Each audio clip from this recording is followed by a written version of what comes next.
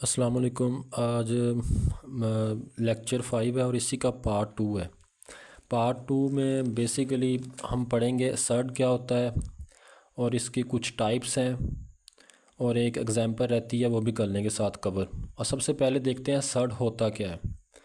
अब सर्ड को अगर मैं सिंपल बताऊँ ना तो स्क्वायर रूट के अंदर रेडिकेंड, लेट्स सपोज कि मैंने 5 ले लिया, उसी को अगर मैं सिंप्लीफाई करूँगा तो उसका आंसर इरेशनल में आना चाहिए, रैशनल में नहीं आना चाहिए।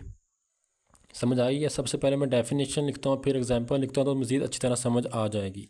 सर्ड होता क्या है? एन इरेशनल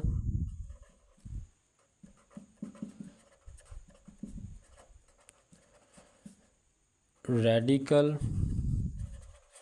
या सिंपल इसको कह दो रूट विद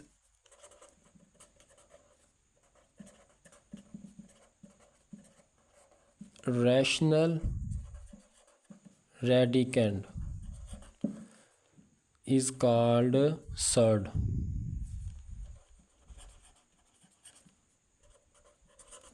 ये इसकी डेफिनेशन है। अब मैं इसको एग्जांपल के साथ एक्सप्लेन करता हूँ तो मज़ीद अच्छी तरह समझ आ जाएगी।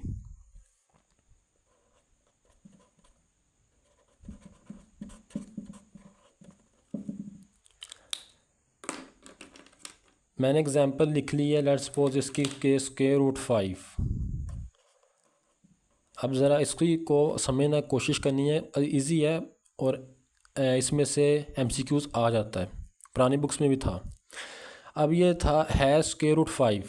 अब 5 क्या है? ये तो रैशनल है, लेकिन जैसे हम स्क्वायर रूट 5 को सिंप्लीफाई करेंगे, या सिंपल अगर मैं कहूँ कि इसको मैं कैलकुलेटर पे इसकी वैल्यू निकालूंगा तो वो निकलेगी 2.23 समथिंग, तो वो होगी इरेशनल। इरेशनल मतलब जिसको हम पी ओवर क्यू की फॉर्म में नहीं लिख सकते। समझ आइए? अब ये उसकी सिंपल एग्जांपल है। इसी तरह स्क्वायर रूट 7, समझ आइए, लेकिन स्क्वायर रूट 9 कह दो, स्क्वायर रूट 25 कह दो, ये सर्ड नहीं होंगे। वो क्यों नहीं होंगे? क्योंकि जैसे हम इसको सिंप्लीफाई करेंगे तो इसका आंसर आएगा रैशनल में। लेट्स सपोज के 9 को सिंप्लीफाई किया तो इसका आंसर निकला 3। जब हम स्क्वायर रूट 9 को सिंप्लीफाई करते हैं तो हमारे पास निकलता है 3। इसी तरह हम जब स्क्वायर रूट 25 को सिंप्लीफाई करते हैं तो निकलता है 5। ये दोनों सर्ड्स नहीं हैं। अब अगर इनकी डेफिनेशंस को देखा जाए तो मैं तो लिखा था कि इरेशनल रेडिकल या रूट विद रैशनल रेडिकेंड, मतलब कि अगर मैं सिंपल बताऊं को तो स्क्वायर रूट 5 को सिंप्लीफाई करते हैं तो कैलकुलेटर से 2.23 समथिंग निकलता है। हाँ, अगर हम स्क्वायर रूट 9 को करेंगे तो वो 3 निकलेगा। 3 होल नंबर है। समझ आइए? अब अगर होल नंबर नहीं होना चाहिए, वो उसी को अगर हम सिंप्लीफाई करें तो डेसिमल में आना चाहिए, इरेशनल में आना चाहिए। सिंपल ये सर्ड्स है, ये सर्ड की डेफिनेशन है। समझ आ गई है? स्क्वायर रूट 5 असर्ड होगा, स्क्वायर रूट 7 असर्ड होगा, लेकिन स्क्वायर रूट 9 कह दो, स्क्वायर रूट 25 ये असर्ड्स नहीं होंगे क्योंकि इनका आंसर रैशनल में आ रहा है। समझ आइए? रैशनल में नहीं आना चाहिए, इरेशनल में आना चाहिए। नेक्स्ट इंपॉर्टेंट पॉइंट है, एक एमसीक्यूज़ या डेफिनेशन आ सकती है, is square root pi is a surd. अब अगर पाई को सिंपली बताऊं तो पाई है क्या चीज़? पाई एक इरेशनल नंबर है। समझ आइए? और इसी तरह इसी का एक और क्वेश्चन बन सकता है, इज़ स्क्वायर रूट ई क्या है? एल आइडेंटिटी, ये भी सर्ड है? नहीं है। ये दोनों असर्ड्स नहीं है। क्यों? अब ये उनकी डेफिनेशन को फुलफिल ही नहीं करता सर्ड की। देखो ना, इसमें रेडिकेंड की जगह पाई है। पाई क्या है? Irrational number. समझ आइए? अगर हम इसको सिंप्लीफाई करेंगे तो वो इरेशनल आ जाएगा। समझ आइए? लेकिन रेडिकेंड में रैशनल होना चाहिए। Pi itself is not a rational number, its square root does not fit the definition of a surds. ये सिंपल इसका आंसर होगा। ये उसकी डेफिनेशन को फुलफिल ही नहीं कर रहा। समझ आइए? अब नेक्स्ट एक की पॉइंट है, एक every surd is an irrational number, मतलब हर सर्ड क्या है? इरेशनल नंबर हो सकता है, but every irrational number is not a surd. समझ आइए।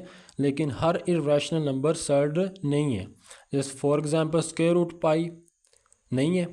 इसी तरह स्क्वायर रूट ई, जिसको हम सिंपल कहते हैं एल आइडेंटिटी, वो भी नहीं है। आगे इसकी कुछ टाइप्स हैं सर्ड्स की। सबसे पहले टाइप है मोनोमियल सर्ड। अब इस ये होता क्या है, अगर मैं इसकी सिंपल पहले डेफिनेशन लिख देता हूँ। A surd that contain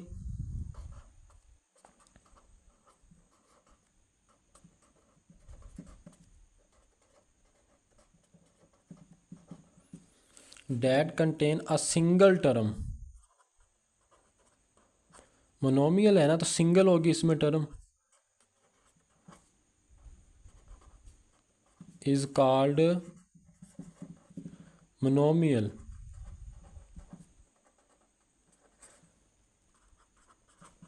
for example, अब इसकी एग्जाम्पल क्या है, ये सिंगल टर्म होनी चाहिए। हम कोई भी लिख सकते हैं, स्क्वायर रूट 5, स्क्वायर रूट 7, ये सारी क्या है, इसमें शर्त ये है कि टर्म सिंगल होनी चाहिए। समझ आइए। स्क्वायर रूट 7, स्क्वायर रूट 5, समझ आइए। ये दोनों क्या है, मोनोमियल सर्ड है। समझ आ गई है। अब इसी की सेकंड टाइप है बायनोमियल सर्ड। अब इसमें मोनो था तो एक थी, इसमें बाई मतलब दो, इसमें दो टर्म्स होंगी। समझ आइए। A surd that contain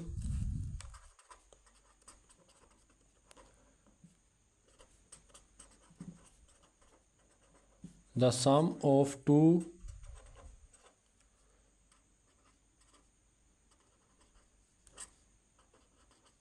monomial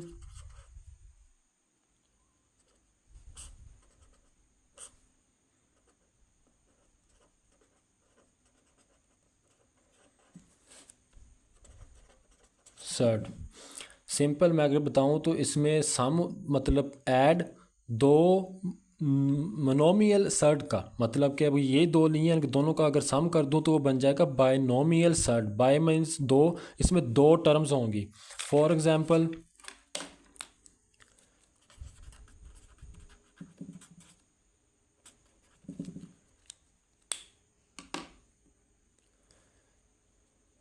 simple हम लिख सकते हैं 3 स्क्वायर रूट 5 स्क्वायर रूट 5।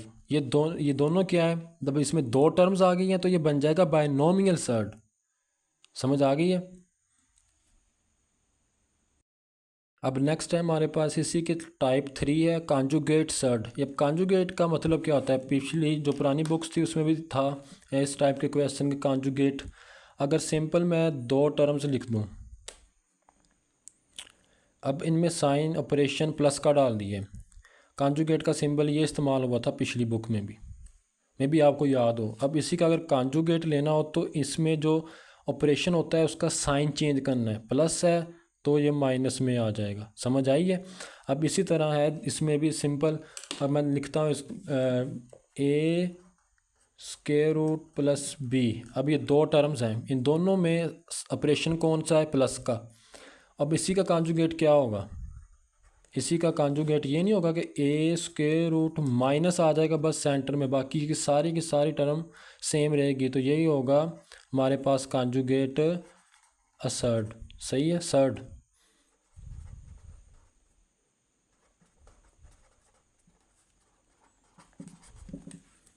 समझ आ गई। तीन टाइप से इसकी, मोनोमियल, बायनोमियल और कॉन्जुगेट सर्ड।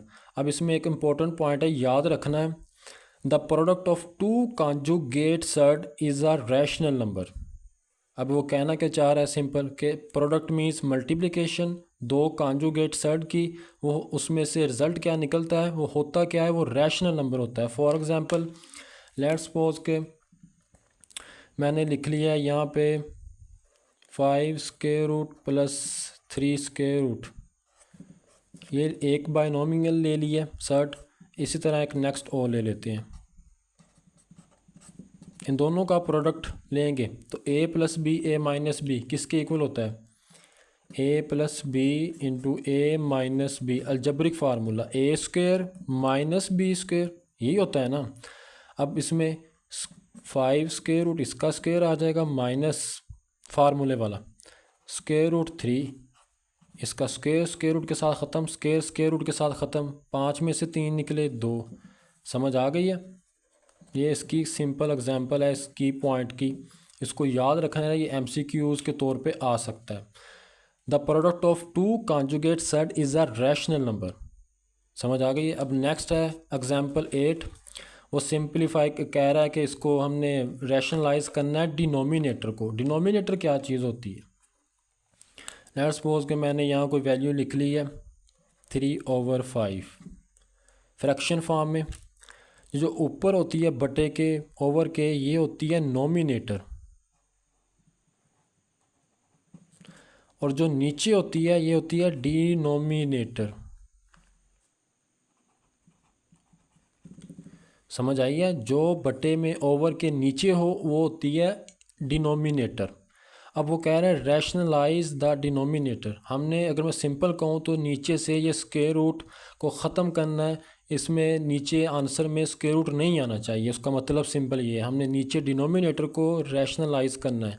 अब रैशनलाइज करने का सिंपल मेथड होता है कि हमने इसी के कॉन्जुगेट से मल्टीप्लाई कर देना है और इसी के कॉन्जुगेट से डिवाइड कर देना है। समझ आई है? सॉल्व कर लेते हैं इसको। 3/√5 प्लस √2 मल्टीप्लाई, अब इसी का कॉन्जुगेट क्या होगा? ये प्लस है तो साइन अब कौन सा आ जाएगा? माइनस का। बाकी सारी के सारी वैल्यू सेम रहेगी। अब मल्टीप्लिकेशन हो रही है, मल्टीप्लिकेशन होती है आमने सामने इस तरह, ये इसके साथ मल्टीप्लाई हो जाएगा।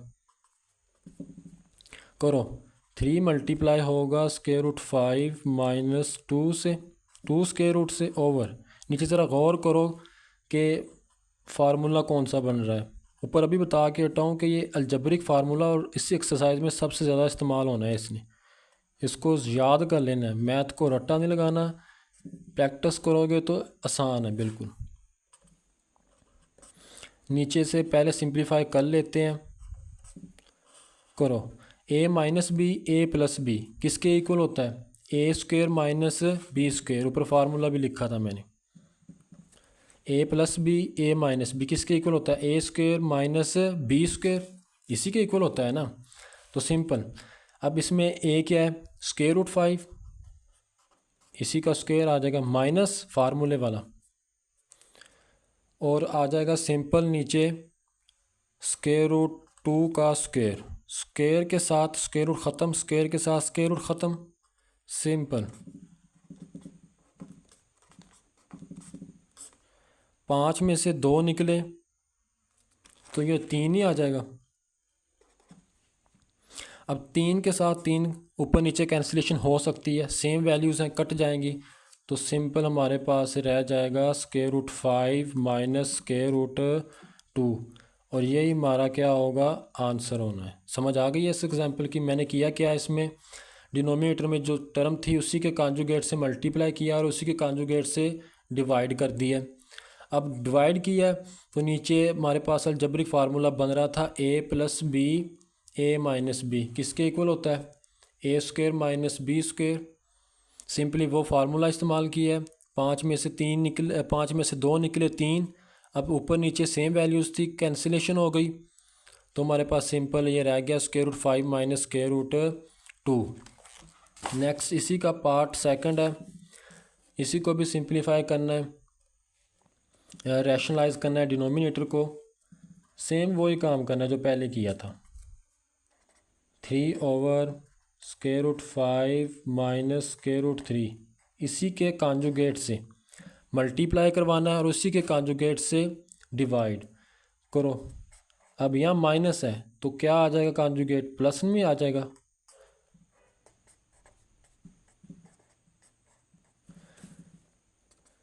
अब ऊपर सामने सामने मल्टीप्लिकेशन होती है, करो मल्टीप्लाई, लिख लो सिंपल। नीचे भी लिखो, नीचे ज़रा गौर करना है कि फार्मूला बन रहा है। अब जो मैंने फार्मूला अभी पीछे लिखा था उसमें था simple a plus B A minus B. अब आप लोगों ने कहना है कि सर उधर प्लस था तो यहाँ पहले माइनस आ रहा है। अब इसको समझना 2 3s मल्टीप्लाई में 2 3s 6 होता है, 3 2s आर क्या होता है, वो भी 6 ही होता है। सही में समझ आई। ये प्रॉपर्टी भी थी उसकी रियल नंबर की। अब नीचे ज़रा गौर करो, a minus B A plus B किसके इक्वल होता है, a square minus B square. Square square root के साथ ख़त्म, स्क्वेयर स्क्वेयर रूट के साथ ख़त्म।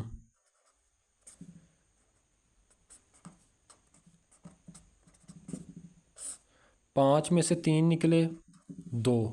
अब इससे आगे ये मज़ीद सिंप्लीफाई नहीं हो सकता, हमने इसको रैशनलाइज कर दिया है डिनोमिनेटर को। समझ आ गई है। क्योंकि इसमें मैं पहले बता चुका हूँ कि इनके आंसर में जो आंसर आएगा उनमें बटे में ओवर में स्क्वायर रूट नहीं आना चाहिए। समझ आइए, बस इसी का यही आंसर होगा। अब नेक्स्ट लेक्चर से हम एक्सरसाइज स्टार्ट करेंगे। अगर किसी को समझ नहीं आई तो वो कमेंट कर दे, मैं उसको दोबारा एक्सप्लेन कर दूँगा। अल्लाह हाफिज़।